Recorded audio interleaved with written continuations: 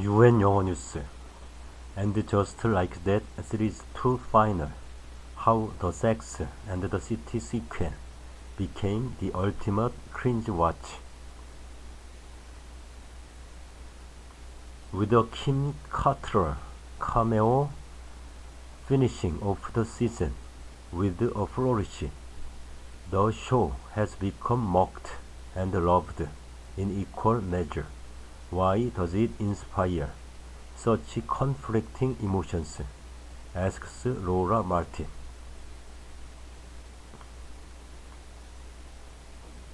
At the opening of the final of And Just Like That Series 2, for a mere 70 seconds, fans finally got what they had been waiting for, the long-awaited cameo from Samantha Jones, played by Kim Cattrall. Warning: this article contains spoilers for the And Just Like That Series 2 final.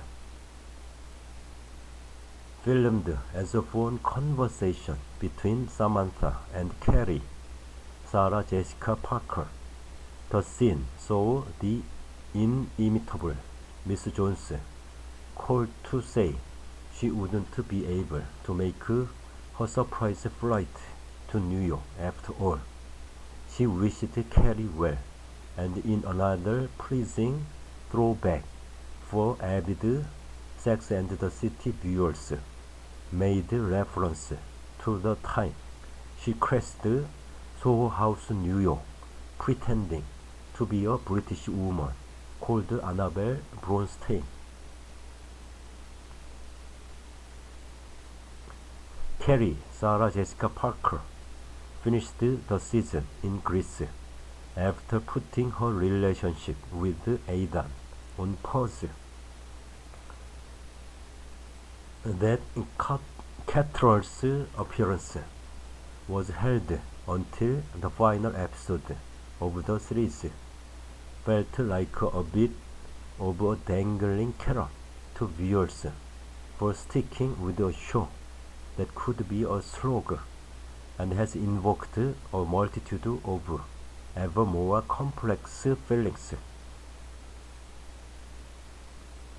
On X, formerly known as Twitter, throughout the new run, viewers attempted to explain their conflicting thoughts, and just like that is so wild because I watch every episode through my fingers like a horror movie, and when it's over, I wish it was 5 hours longer, wrote one person, while another added similarly.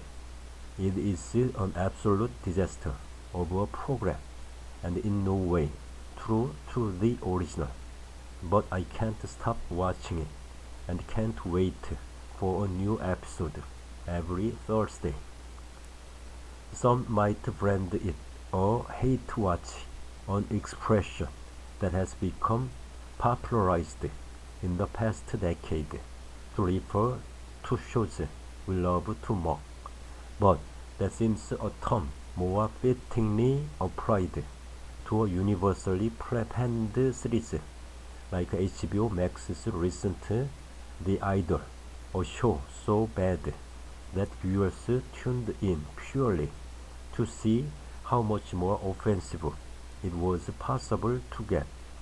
The way in which A.J. Elting, created by SATC director and writer Michael Patrick King, and following 3/4 of the original quartet of Gail Pearce, Carrie, Miranda, Cynthia Nixon, Charlotte, Kristen Davis, and a whole ensemble cast of new friends, almost 25 years on from their original life in New York,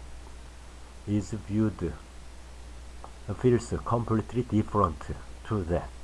It's more of a cringe watch, something fans view with a mixture of affection and embarrassment, and even as they loudly complain about its missteps online, they are guaranteed to be glued to it once more when it returns for a third series, as has just been announced. I'd describe it as feelings of dizziness and anxiety, mixed with extreme guilty pleasure, says Dylan B. Jones, co-host of the So I Got to Thinking, Sex and the City podcast, trying to describe his relationship with the show, and if social media feedback on the show is anything to go by. Most fans are experiencing similar feelings. His co-host, Juno Dawson, agrees. I'm not sure I've felt for anything the way I feel for AJLT. It's like being in a very long-term relationship and you are not in love anymore, but you've come too far to quit. There's still glimpse of the person you fell in love with, but I do spend time questioning why I'm still here.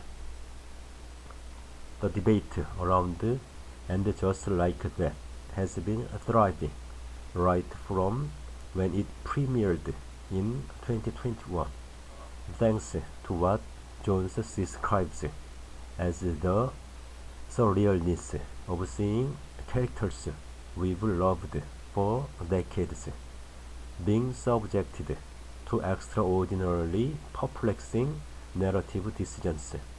He's right. Some of the characters did a complete 180.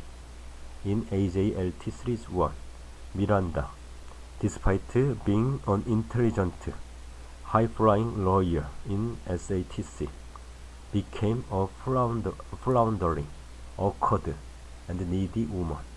She was then suddenly an alcoholic, which, apart from a few throwaway comments, was all but forgotten in Season 2, and then had an affair with the highly divisive character, non-binary comedian Che Diaz, Sarah Ramirez.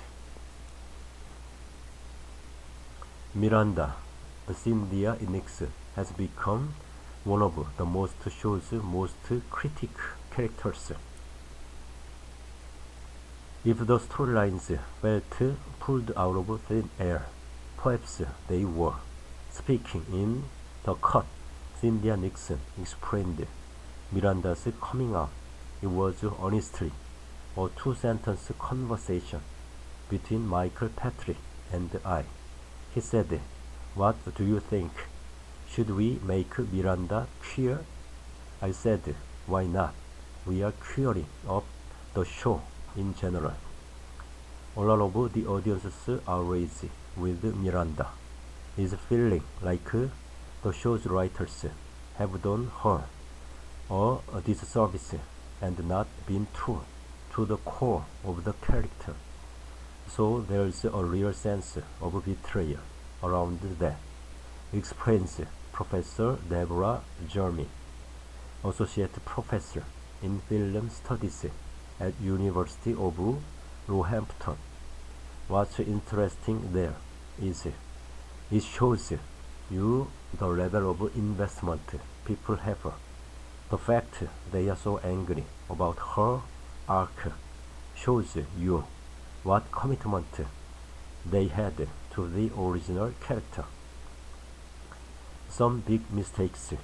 Similarly, in episode 7 of season 2, there was widespread fan horror expressed at one sentence uttered by Carrie about her relationship with late husband Big, who had an ultimate untimely death in episode 1 of the first series. "Did I make a big mistake?" she said, as she now reunited with ex-flame Ada. With those 5 words, the script writers appeared to undo one of the Sex and the City franchise's great narrative drivers, suggesting that The apparent great love of Carrie's life was maybe nothing of the sort. Then again, as a few people pointed out, this could also be read as classic impulsive narcissistic Carrie behavior.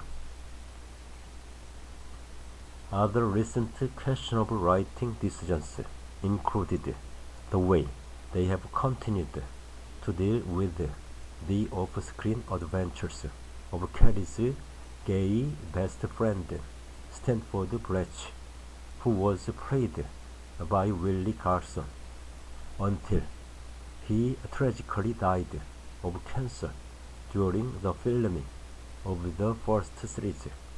In this series, we saw him pivot from managing a TikTok star in Japan to becoming a Shinto monk, complete with a much mocked shonky Photoshop picture to prove it.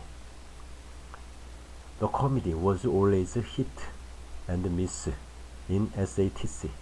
Think of Carrie's eternally corny puns, but in the latest series of the reboot, some lines have had the audience really recoiling, such as Chaz Collinger's quip or Charlotte encouraging Harry to slurp that sperm from the pelvic floor.